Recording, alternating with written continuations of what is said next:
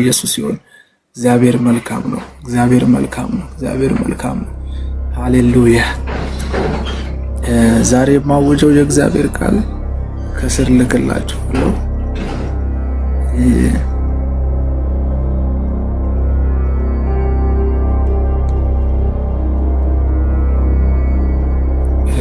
ዘጸአት ምዕራፍ 1 ከቁጥር 12 እንዲህ ይላል፣ ነገር ግን እንዳስጨነቋቸው መጠን እንዲሁ በዙ፣ እጅግም ጸኑ፣ ከእስራኤልም ልጆች የተነሳ ተጸይፈዋቸው ነበር ይላል። ነገር ግን እንዳስጨነቋቸው መጠን እንዲሁ በዙ፣ እጅግም ጸኑ። የኔ ዋና መልእክት ያለው እጅግም ጸኑ የሚለው ጋር ያልቃል። ነገር ግን እንዳስጨነቋቸው መጠን እንዲሁ በዙ፣ እጅግም ጸኑ ይላል። ክብር ለኢየሱስ ክርስቶስ ይሁን። ከዚህ ቃል ጋር በተገናኘ ነው ዛሬ የማውጀው። እግዚአብሔር ብዙዎቻችሁን አሁን ከዚህ ፕሮግራም በኋላ ወደ መብዛት ምዕራፍ ውስጥ ትገባላችሁ። በተለያየ ውጣ ውረድ ውስጥ ያላችሁ፣ በተለያየ ቻሌንጅ ውስጥ ያላችሁ፣ በተለያየ መከራ ውስጥ የምታልፉ ሰዎች፣ እናንተ ሰዎች ይሄ መልእክት እናንተን ይመለከታል። ብዙ ውጊያ፣ ብዙ ሰልፍ፣ ብዙ ቻሌንጅ ውስጥ እያለፋችሁ ያላችሁ ሰዎች ይሄ መልእክት እናንተን ይመለከታል። ይሄ መልእክት ለእናንተ ነው። ዛሬ የሚጸለየው ጸሎት በህይወታችሁ ላይ ህይወት ሆኖ ይገለጣል። ደግሞም ለምስክርነትና ለምስጋና እግዚአብሔር ያበቃችኋል። ጸሎትም ዛሬ የምጸልየው ከዚህ ቃል ጋር በተገናኘ ነው። ብዙዎቻችሁ ወደ መብዛት ህይወት ውስጥ ትመጣላችሁ። ሰላማችሁ ይበዛል፣ በረከታችሁ ይበዛል። የስራችሁ አድማስ መብዛት ይጀምራል። ከዚህ በኋላ የእናንተ ነገር ወደ መብዛት ሰላም ሊሆን ይችላል። ደስታ፣ በረከት፣ ታምራት፣ እያንዳንዱ ነገር መልካም ነገር የተባለ ሁሉ በእናንተ ህይወት ላይ መብዛት ይጀምራል ከዚህ ፕሮግራም በኋላ ማለት ነው። ክብር ለኢየሱስ ክርስቶስ ይሁን። ስለዚህ ለዚህ ቃል እንጸልያለን። ይህን ቃል በጣም አጭር ደቂቃ አውጃለሁ። እግዚአብሔር አምላክ ሆይ ለዚህ ሰዓት ስላደረስከን እጅግ አድርገን እናመሰግናለን። ክብር ምስጋና ለአንተ ይሁን። አሁን በዚህ ሰዓት በፊት እንድንሆን እድሉን ስለሰጠህን ጌታ ሆይ ይህን ሰዓት ባርከ ቀድሰ ስለሰጠህን እናመሰግናለን። በእያንዳንዳችን ህይወት ላይ ያንተ ምህረት ከዚህ ቀድሞ እንደበዛው አሁንም በህይወታችን ላይ ምህረት እንዲለቀቅልን፣ ምህረት እንዲደረግልን በውሏችን በማወቅም ባለማወቅም በሐሳብም በንግግርም በተግባርም አንተን ያሳዘንነው የበደልነው ነገር ቢኖር አሁን በአንተ በክርስቶስ ደም የታጠበን እንድንሆን የተቀደስን እንድንሆን በኢየሱስ ክርስቶስ ስም ኃይል ጸልያለሁ። አሁን በኢየሱስ ስም ምህረት ይደረግልን። የእግዚአብሔር ቃል በአንተ በቃል ውስጥ እንደሚናገር የበደሉንን ይቅር እንደምንል በደላችንን ይቅር በለን። አባቶ ይቅር ስላልከን እናመሰግናለን። ክብር ምስጋና ለአንተ ይሁን። ክብር ምስጋና ለአንተ ይሁን። ቃልህን በኃይልና በስልጣን ተናገር። እኛ በጎቼ እንሰማሃለን። በጎቼ ድምፅን ይሰማሉ፣ እኔም አውቃቸዋለሁ፣ ደግሞም ይከተሉኛል ተብሎ እንደተጻፈ አሁን በዚህ ሰዓት ያንተ ክንድ ያንተ ኃይል እንዲገለጥ በኢየሱስ ስም ጸልያለሁ። የታመሙ እንዲፈወሱ፣ በር የተዘጋባቸው በር እንዲከፈትላቸው፣ በተለያየ እስራት ውስጥ ያሉ እንዲፈቱ፣ በተለያየ ጭንቀት ውስጥ ያሉ ግራ የተጋቡ ሁሉ ያስጨናቁ ዘንግ እንዲሰበርላቸው፣ ድንቅና ተአምራት በህይወታቸው እንዲሆን፣ አንተን ከዘላለም ህይወት ቀጥሎ ሌላ የሚያመሰግኑበት ርዕስ በህይወታቸው ላይ እንዲፈጠር በኢየሱስ ክርስቶስ ስም ኃይል ጸልያለሁ። ክፉ ሁሉ የተመታ ሆነ። ጨለማ በኢየሱስ ስም ተመታ። የእግዚአብሔር ቃል የእግዚአብሔር መንፈስ የኔ እዚህ ያሉ የቅዱሳን ተቃዋሚ የሆነ የክፉ ኃይል ሁሉ አሁን ከአየሩ ላይ በኢየሱስ ስም የተቀጣ እንዲሆን ጸልያለሁ። የተመታ እንዲሆን ጸልያለሁ። ክፉ ሁሉ በኢየሱስ ክርስቶስ ስም ኃይል ተመታ። ቀሪውን ሰዓት ተረከብ። መንፈስ በኃይል በመካከላችን እንዲፈስ እንዲገኝ በኢየሱስ ስም ጸልያለሁ። አሜን። ክብር ለኢየሱስ ይሁን። እሺ፣ ኢየሱስ ጌታ ነው። ለብዙ ሰዎች ሼር አድርጎላቸው። ዛሬ የሚፈሰው የእግዚአብሔር በረከት ለብዙዎች ይሆናል። ነገር ግን እንዳስጨነቋቸው መጠን እንዲሁ በዙ፣ እጅግም ጸኑ። ዋና ሐሳቤ እዚህ ጋር ነው። ብዙ ጊዜ ሰዎች የማያስተውሉት ነገር በተለያየ ንፋስ ወጀብ ሲመጣባችሁ፣ ንፋስ ሲነሳባችሁ እናንተ የሚታያችሁ ንፋሱና ወጀቡ ነው። እስራኤላውያን በዛ ስፍራ ያ ጭቆና በጣም አሰቃቂ የሆነ ጭቆና ነው።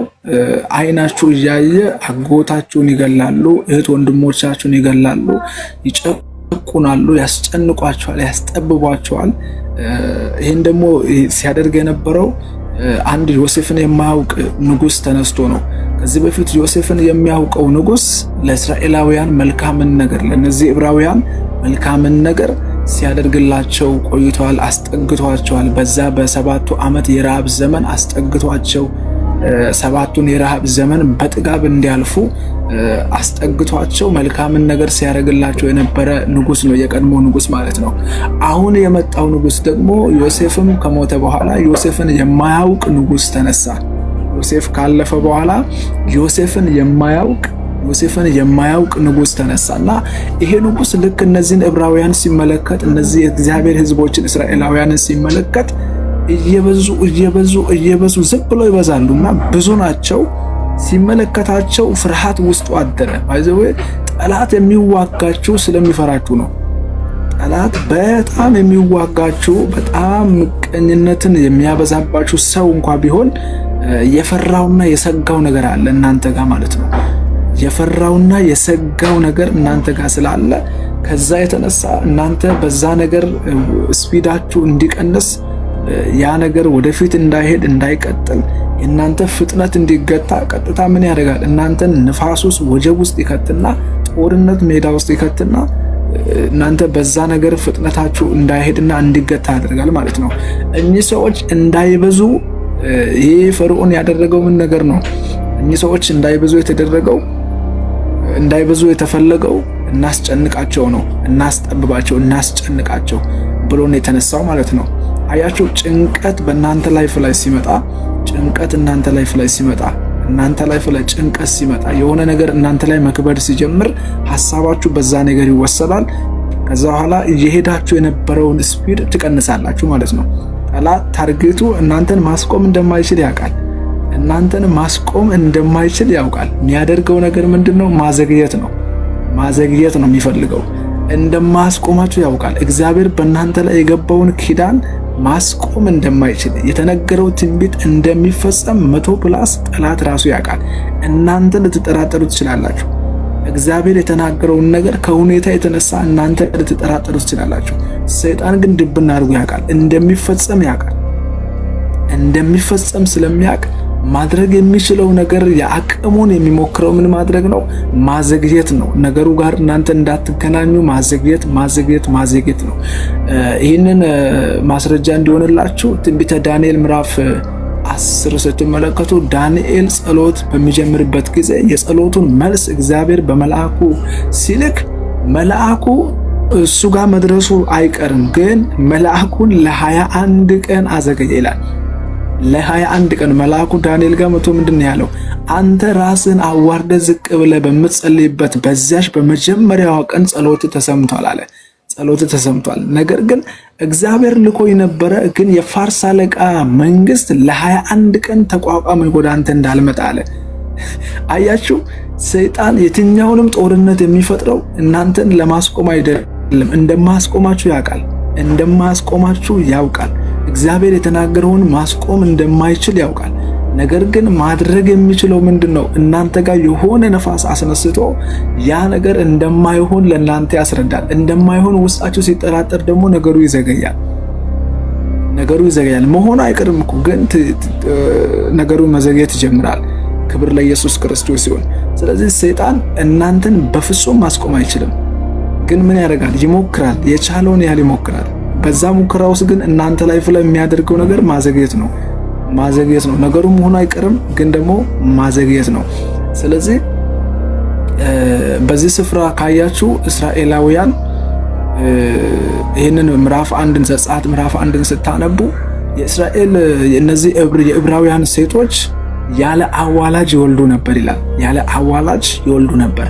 ፈርዖን ደግሞ ትእዛዝ ሲያወጣ እነሱ በሚወልዱበት ጊዜ ፈጥናችሁ ሄዳችሁ ግደሉ ይላሉ።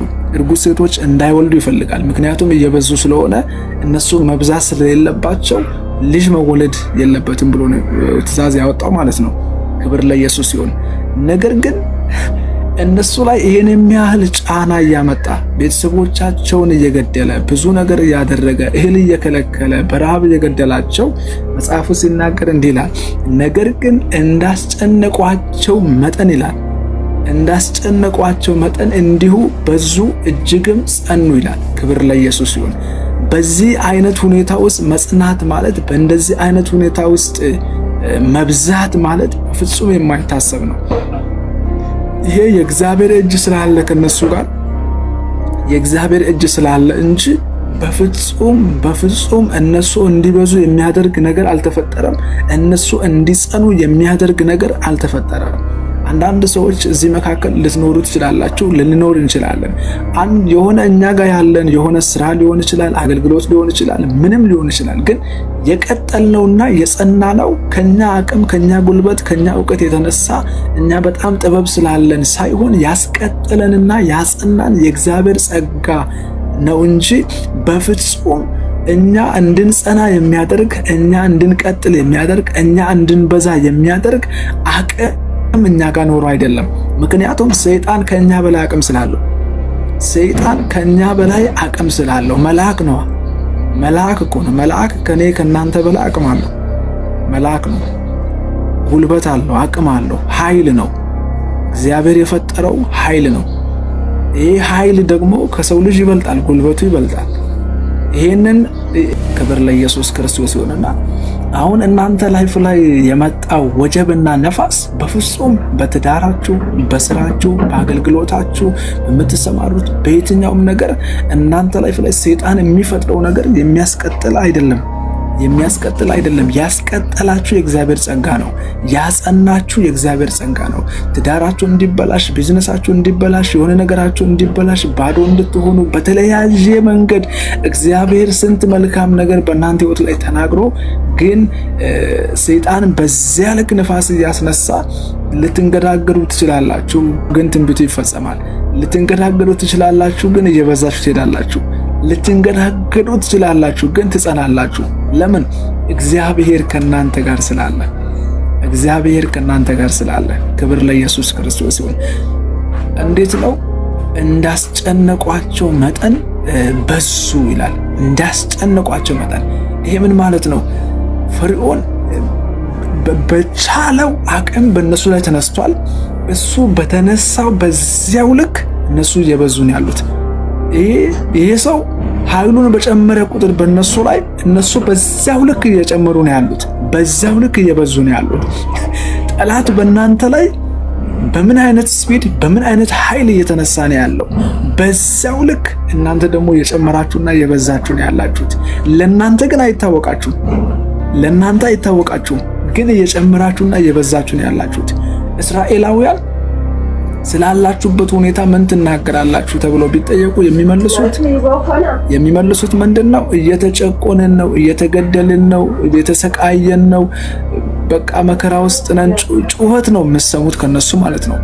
ልክ እንደኛ እኛ አሁን ስላለንበት ሁኔታ እስኪ ተናገሩ፣ በምን አይነት ሁኔታ ውስጥ ነን ብለን ብንጠየቅ የምናወራው የእግዚአብሔርን ተአምራት አይደለም፣ አይታየንም። እሱ የሚታየን ጠላት ነው። ምን ያህል እንደተነሳብን፣ ትዳራችን እንደተበላሸ፣ የሆነ ወጀብ እንደተነሳ፣ የሆነ ነፋስ ውስጥ እንዳለን፣ በሆነ ጉዳይ ዋጋ እየከፈልን እንደሆነ ያንን ነው የምናየው። መጽሐፉ ግን ሲናገር ለእስራኤል ባይታያቸውም ያየው የመጽሐፉ ጸሐፊ እንዲህ ይላል፣ ባስጨነቋቸው መጠን በዙ። ክብር ለኢየሱስ ክርስቶስ ይሁን። ባስጨነቋቸው መጠን በዙ። እንግዲህ አምስቱን እነዚህን የሕግ መጽሐፍ የጻፈው ሙሴ ነው። ዘፍጥረት፣ ዘጸአት፣ ዘኍልቍ፣ ዘሌዋውያን፣ ዘዳግም እነዚህን የጻፈው ሙሴ ነው። ክብር ለኢየሱስ ይሁን። እና ሙሴ ደግሞ ያለው ዘጸአት ላይ ነው። ከዘጸአት በኋላ ባለው ታሪክ ላይ ሙሴ አለ። ግን ዘፍጥረት ላይ ያለውን ታሪክ አጀማመሩን ሁሉ እግዚአብሔር በመራው እግዚአብሔር ባሳየው በዚያ የእግዚአብሔርን ድምፅ በመስማት ጽፏል፣ ዘፍጥረትን ማለት ነው። ክብር ለኢየሱስ ይሁን። ነገር ግን እዚህ መጽሐፍ ላይ ነው ሙሴ ያለው። ሙሴ በሚወለድበት በሚያድግበት ሙሴ በሚያገለግልበት ይሄ ሙሴ ሲዝን ነውና ግን በጣም የሚገርመኝ ነገር ከነዛ ከሚወለዱ ልጆች መካከል ከትውልዱ መካከል ሙሴም አለ። ክብር ለኢየሱስ ይሁን። ባስጨነቋቸው መጠን የሚበዙት እነዚህ ሰዎች ማን አብሯቸው ስላለ ነው? ከምን የተነሳ ነው? ምን አይነት ጉልበት ቢኖራቸው ነው? ምን አይነት ጥበብ ቢኖራቸው ነው? ምን አይነት ማስተዋል ቢኖራቸው ነው? ምንም ነገር ቢደመር እነርሱን ለዚህ ያበቃው ይሄ ነገር ነው የሚባል ምንም አይነት ማስረጃ የለም። እግዚአብሔር አብሯቸው ስላለ ብቻ ነው። አያችሁ፣ የቀጠላችሁት የእግዚአብሔር እጅ አብሯችሁ ስላለ ነው። የጸናችሁት የእግዚአብሔር እጅ አብሯችሁ ስላለ ነው። ጠላት ነገራችሁን ለማበላሸት ስላልተነሳ ሳይሆን እናንተ የጸናችሁት፣ እናንተ የቀጠላችሁት፣ እናንተ ባላችሁበት ሁኔታ ግን ጸንታችሁ የቆማችሁት የእግዚአብሔር ጸጋ ስለበዛላችሁ ነው።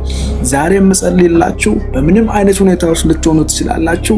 የመጀመሪያው የትምህርት ወይም ሐሳቤ ወይም ለእናንተ የምሰብከው ይሄ ስብከት መልእክቱ ምንድነው ካላችሁ እናንተ አይታወቃችሁም እንጂ እየበዛችሁ ያላችሁት ነው። እናንተ አይታወቃችሁም፣ ኃይላችሁ እየበዛ ነው፣ ነገራችሁ የተለወጠ ነው። ግን ለእናንተ አይታወቅም። ለእናንተ የሚታየው ጠላት የሚተኩሰው መሳሪያ ነው ለእናንተ የሚታየው። የተፈጠረው ሁኔታ ነው ለእናንተ የሚታየው። ግን ምን ያህል ኃይላችሁ እንደበዛ፣ ምን ያህል እየጨመራችሁ የበዛችሁ እንደሆነ አይታወቃችሁም። ክብር ለኢየሱስ ክርስቶስ ይሁን። እግዚአብሔር ምን ያህል አብሯችሁ እንዳለ አይታወቃችሁም። ባስጨነቋቸው መጠን በዙ። እንግዲህ እየተጨነቁ ነው፣ ግን እየበዙ ነው። አሁን እነሱ እየበዙ እንደሆነ አያውቁም፣ ግን እየተጨነቁ እንዳሉ ነው የሚያውቁት። እናንተም እንደዛ ናችሁ። እየተጨነቃችሁ እንዳላችሁ ነው የምታውቁት እንጂ እየበዛችሁ እንደሆነ አታውቁም። እየተጨነቃችሁ እንደሆነ ታውቃላችሁ፣ እየበዛችሁ እንደሆነ ግን አታውቁም። ክብር ለኢየሱስ ክርስቶስ ይሁን። አሁንም በጭንቀት ውስጥ ያላችሁ ሰዎች እስቲ ከ5 ዓመት በፊት ያለውን የእናንተን ፎቶ፣ ከ5 ዓመት በፊት ያለውን የእናንተን ህይወት አስሉትና አስቡት። ከዚህ በፊት የነበረውን ህይወት፣ ከዚህ በፊት የነበረውን ከ10 ዓመት በፊት የነበረውን ህይወት እያንዳንዱን ዓመታት ስትመለከቱ እናንተ ከወትሮ ይልቅ እያማረባችሁ፣ ከወትሮ ይልቅ እያጌጣችሁ፣ ከወትሮ ይልቅ እየተለወጣችሁ ነው ያላችሁት። አሁንም ግን የሆነ ቻሌንጅ አለ። አሁንም ጠላት የሆነ ነገር ለማስጨነቅ እየፈጠረ ነው። ግን በዚህ መሃል እየበዛችሁና እየጨመራችሁ ነው ያላችሁት። ለምን? እግዚአብሔር አምላክ አብሯችሁ ስላለ። እግዚአብሔር አምላክ አብሯችሁ ስላለ። ክብር ለኢየሱስ ይሁን። እግዚአብሔር አምላክ አብሯችሁ ስላለ አይታወቃችሁም። ከ10 ዓመት በፊት ያለውን የእናንተን ፎቶ ተመልከቱ፣ የነበራችሁበትን ላይፍ ተመልከቱ። ክብር ለኢየሱስ ይሁን። ከዛ ቼክ አድርጉ እስቲ አሁን የምትነሱትን ፎቶና ከዚህ በፊት የተነሳችሁትን ራሳችሁን ቼክ አድርጉ እስቲ። ምን ያህል የተለወጣችሁ ነው? ምን ያህል እየተቀየራችሁ ነው? ምን ያህል አምሮባችኋል? ምን ያህል ለውጥ በራሳችሁ ላይ? ቻሌንጁ እንደነበረው ነው። ኢየሱስ እኮ ሲናገር እንደዚህ አለ፣ በምድር ሳላችሁ መከራ አለባችሁ አለ። ለምንድን ነው መከራው? መከራ አለባችሁ ማለት ትጨቆናላችሁ ማለት አይደለም። ባይዘ መከራ አለባችሁ ማለት ፋይት አለባችሁ ነው። ጦርነት፣ ይሄ የጦርነት ሜዳ ነው ያለ ነው። ጦርነት አለባችሁ፣ ነገር ግን አይዟችሁ እኔ ዓለምን አሸንፌያለሁ አለ። ጦርነቱን እኔ ቀድሜ ድል ስለነሳውና አይዟችሁ አለ። ክብር ለኢየሱስ ይሁን። የእናንተን ጦርነት እኔ ተዋግቼዋለሁ ያለ ነው። ሃሌሉያ። ነገር ግን በቃ እወቁ አለ፣ በዚህ ምድር ላይ መከራ አለባችሁ ሲል በቃ የሆነ በመከራ ውስጥ፣ በስቃይ ውስጥ፣ በጭቆና የሆነ ኑሮ ትኖራላችሁ ማለት አይደለም። እንደዛ እያለ ሳይሆን እያለ ያለው ሜዳው የጦርነት ሜዳ ነው እያለ ነው። ፋይት አይጠፋም እያለ ነው። ስራ ቦታ ፋይት አይጠፋም። በትዳር ህይወታችሁ ላይ ጦርነት አይጠፋም። በሆነ በእናንተ ጉዳይ ላይ የእናንተ በሆነው ነገር ሁሉ ላይ ጦርነት አይጠፋም እያለ ነው ኢየሱስ። ነገር ግን ድል ተነስቷል፣ ተሸንፏል። አያችሁ፣ ፈርዖን እነሱ እንዳይበዙ ማድረግ አልቻለም። እሱ የፈለገው እንደዚያ ነው፣ እንዳይበዙ ፈልጓል። ምክንያቱም እነዚህ ሰዎች አለ ፍርሃቱ ምንድነው? እነዚህ ሰዎች እየበዙ ሲሄዱ ጠላት በመጣብን ጊዜ ጠላቶቻችንን አብረው እኛን ያጠፉናል ብሎ ፈራ ይላል። ይሄ አዲሱ ንጉስ ማለት ነው። ዮሴፍን የማያውቀው ንጉስ እንደዛ ብሎ ነው የፈራው። ጠላት በመጣብን ጊዜ ከጠላቶቻችን ጋር አብረው እኛን ያጠፉናል ብሎ ስለፈራ እናስጨንቃቸው፣ እናስጠብባቸው ብሎ ተነሳ። ነገር ግን ምን ተፈጠረ? እሱ ባስጨነቀው መጠን ኃይሉን በላያቸው ላይ ባበዛ መጠን ምን ሆኑ? በዙ። ባስጨነቋቸው መጠን ምን ሆኑ? በዙ ይላል። ክብር ለኢየሱስ ይሁን። በጣም ደግሞ ቀጣይ የሚለው ምንድነው? እጅግም ጸኑ ይላል። ክብር ለኢየሱስ ይሁን። እጅግም ምን አደረጉ? ጸኑ። እጅግም ጸኑ። ክብር ለኢየሱስ ክርስቶስ ይሁን። እጅግም ጸኑ፣ እጅግም ጸኑ። ሃሌሉያ። ክብር ለኢየሱስ ክርስቶስ ይሁን። ክብር ለኢየሱስ ክርስቶስ ይሁን። ስለዚህ እግዚአብሔር አምላክ በእናንተ ህይወት ላይ እየሰራ ያለው ለእናንተ አይታወቃችሁም። ለምሳሌ ጴጥሮስ ራሱ ሐዋርያት ሥራ ምዕራፍ 12 ሐዋርያት ሥራ ምዕራፍ 12 ለምስክርነት ማስገባኝ ፈጣን ጨዋታ። ምንም ምስክርነት የለም አንተ ጋር ሌላ ወሬ ይዛችሁ መጣሽ። እሺ እና ሐዋርያት ሥራ ምዕራፍ 12 ላይ የሐዋርያት ሥራ ምዕራፍ 12 ላይ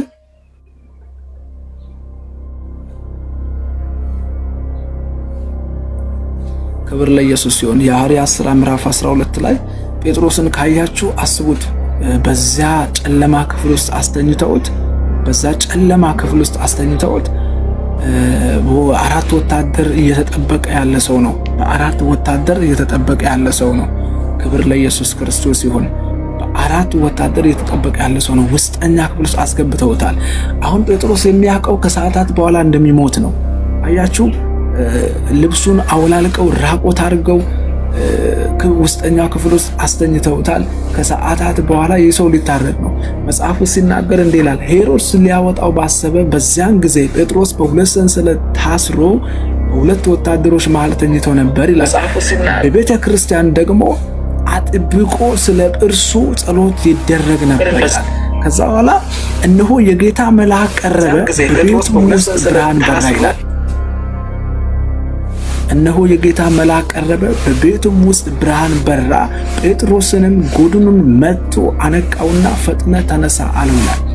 ፈጥነ ተነሳ አለው። ከዛስ ጫማህን አግባ፣ ልብስህን ልበስ፣ ተከተለኝ ብሎ መልአኩ ይዞት ወጣ።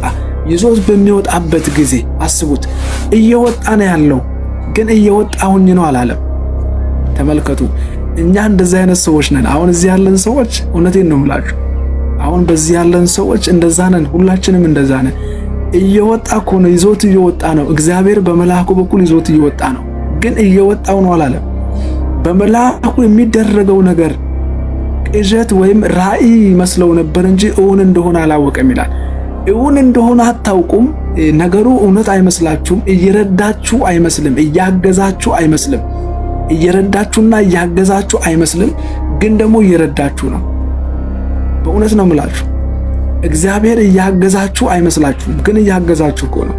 እግዚአብሔር ሕይወትን እየቀጠለላችሁ ነው፣ ግን እየቀጠለላችሁ አይመስላችሁም። እግዚአብሔር ጤናችሁን፣ ሰላማችሁን በብዙ አቅጣጫ እኮ እየጠበቀ ከብዙ ሞት፣ ከብዙ ወጥመድ እግዚአብሔር እያስመለጣችሁ ነው፣ ግን አይመስላችሁም። ለእናንተና ለእኔ የሚታየን ምንድን ነው? ጠላት ድቅን ያደረገው መሳሪያና ነፋስ፣ ወጀቡ፣ ማዕበሉን የሚታየን። ጌታ ሆይ ከዚህ ማዕበል መች ነው የምታወጣ እንላለን። እግዚአብሔር በዛ ማዕበል ውስጥ መንገድ አለው። በዛ ማዕበል ውስጥ እሱ እየጠበቀ ነው። እዛ ወጀብ ውስጥ እሱ እየጠበቀ ነው፣ ግን አይታየንም። እና እስራኤላውያን በጣም አመረሩ። 430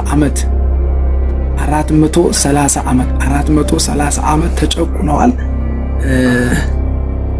430 ዓመት ተጨቁነዋልና አመረሩ። በስተመጨረሻ በጣም ወደ እግዚአብሔር መጮህ ጀመሩ። በዚህ ጊዜ እግዚአብሔር አየ፣ ተመለከተ። ከዛ ከሰማይ ወረደላቸው። በጣም የሚገርመኝ ነገር እግዚአብሔር ከሰማይ ወርዶ ስለ ሕዝቡ ማለት ነው፣ ከሰማይ ወርዶ ሙሴን ማናገር ጀመረ። ሙሴ ደግሞ የአማቱን በጎች እየጠበቀ ነበር። የአማቱን የዮቶርን በጎች እየጠበቀ ነበር። በቁጥቋጦ ውስጥ እሳት ሲነድ አየ፣ በተራራ ላይ ማለት ነው። እሳት ሲነድ አየና ይህን ታላቅ ራእይ ምን እንደሆነ እስኪ ልየው ብሎ ሄደ። ሲሄድ እግዚአብሔር ጋር ተገናኘ እዛው ማለት ነው። እግዚአብሔር አምላክ ምንድነው ያለው? ስቲል እነሱ በዛ ወጀብ ውስጥ ሆነው እየበዙ ነው፣ ግን አልታወቃቸውም። ግን ሆኖም ደግሞ ለሙሴ እግዚአብሔር እንደዚህ አለ፣ የሕዝቤን ጩኸት ሰማው አለ። የሕዝቤን ጩኸት ሰማው፣ ከአስገባሪዎቻቸውም የተነሳ ስቃያቸውን አየው። ስለዚህ ከዛ ምድር ላወጣቸው፣ ከዛ ከግብፅ ምድር ላወጣቸው ወረድኩኝ አለ። ክብር ለኢየሱስ ይሁን። ሙሴ ታዲያ ለምንድን ነው የምትነግረኝ ያለ ይመስለኝና አንተን እልክሃለሁ ብሎ አለው። ክብር ለኢየሱስ ይሁን። ኧረ እኔ አንደበተ ትብ ነኝ መናገር አልችልም እንደዚህ እያለ ሲለው ኖ በንግግር አሮን ይሻላል፣ አሮንን እንደ ነቢይ አንተን ደግሞ በነሱ ላይ አምላክ አድርጌያለሁ አለ። አንተን በነሱ ላይ በግብፅ ላይ አምላክ አድርጌያለሁ፣ አሮንን ደግሞ ነቢይ አድርጌያለሁ ብሎ ሂዱ ብሎ ላካቸው። ህዝቡ ከዛ ወጣ። ይኸውላችሁ ካላችሁበት ሁኔታ መውጣታችሁ ላይቀር አታጉረምርሙ፣ አታማርሩ። በዛ ባላችሁበት ሁኔታ ውስጥ ራሱ እያላችሁ በዚያ ሁኔታ ውስጥ እያላችሁ የእግዚአብሔር እጅ አብሯችሁ እንዳለና እየበዛችሁና እየጨመራችሁ እንደሆነ ብቻ አስተውሉ። ማመስገን ትጀምራላችሁ። ወጀብ ውስጥ ሆናችሁ እግዚአብሔር ያበዛችኋል። ንፋስ ውስጥ ሆናችሁ በዚያ ንፋስ ውስጥ ግን የእናንተ ነገር ከፍ እያለ ነው። በዚያ ሰልፍ ውስጥ ግን እናንተ እየበረታችሁ ነው። ጦርነት አይጠፋም። በጦርነት መሃል ግን የዳዊት ቤት ከፍ ከፍ እያለ እንደሄደ የእናንተ ነገር ከፍ ከፍ እያለ እየሄደ ነው ያለው። ክብር ለኢየሱስ ክርስቶስ ይሁን። በሳኦል ቤትና በዳዊት ቤት ለረጅም ዘመን ጦርነት ሆነ ይላል። እንግዲህ ለረጅም ዘመን ካለ ለዓመታት ፋይት ነበር፣ ለዓመታት ጦርነት ነበር ማለት ነው።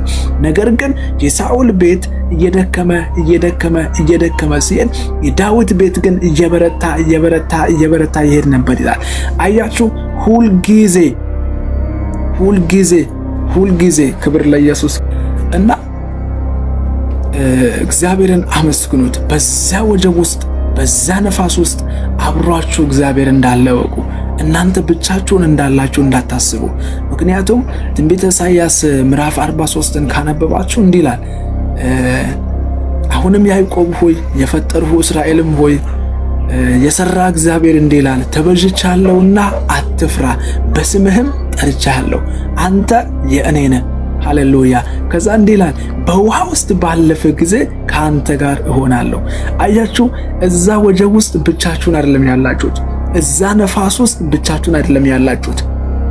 እዛ ነፋስ ውስጥ ብቻችሁን አይደለም ያላችሁት። እዛ ወጀብ ውስጥ ብቻችሁን አይደለም ያላችሁት። ለካሱ እዛ ወጀብ ውስጥ አብሯችሁ ነው ያለው። እዛ ጦርነት ሜዳ ውስጥ እሱ አብሯችሁ ነው ያለው። አያችሁ፣ በውሃ ውስጥ ባለፈ ጊዜ ከአንተ ጋር እሆናለሁ፣ በወንዞችም ውስጥ ባለፈ ጊዜ አያሰጥሙም፣ በእሳትም ውስጥ በሄደ ጊዜ አትቃጠልም፣ ነበልባሉም አይፈጅም። ለምን? እኔ እግዚአብሔር ከአንተ ጋር ነኝና አትፍራ ይላል። ሃሌሉያ። ክብር ለኢየሱስ ክርስቶስ ይሁን። እኔ ውስጤ በጣም ሐሴት እያደረገ ነው። ለምን ይመስላችኋል?